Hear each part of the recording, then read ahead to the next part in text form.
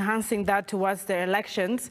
The electoral body, IEBC, has officially started pinning poll registers in all the polling centers in the country in accordance with the provision of the electoral laws and regulations. Now, in a daily address to the press, the Independent Electoral and Boundaries Commission Head of Operations, Professor Abdi Guliye, says the exercise aims at giving voters an opportunity to verify their details in the register before the nation goes to the polls.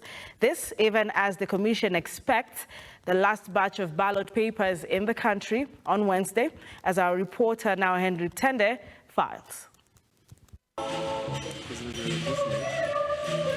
With fairly 6 days remaining before the defining moment in this year's general elections, the Independent Electoral and Boundaries Commission IEBC is working around the clock to ensure all measures are undertaken to facilitate a smooth voting exercise. And in accordance with the contract and as ordered by the Commission's mathematics applied additional 14,100 KIMS kit to the Commission, and this brings to a total number of kits that are in good working condition of about 55,100. Preparation and dispatch of the KIMS kit for the general election is currently ongoing. Some of the KIMS kits have already arrived in the counties.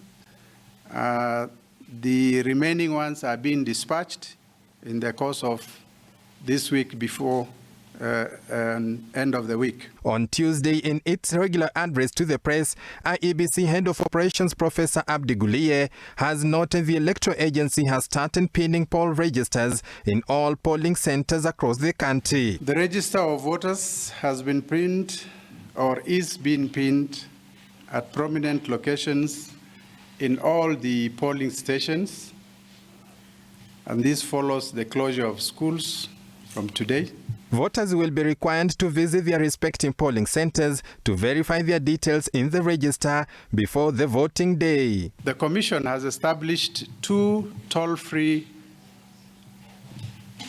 lines,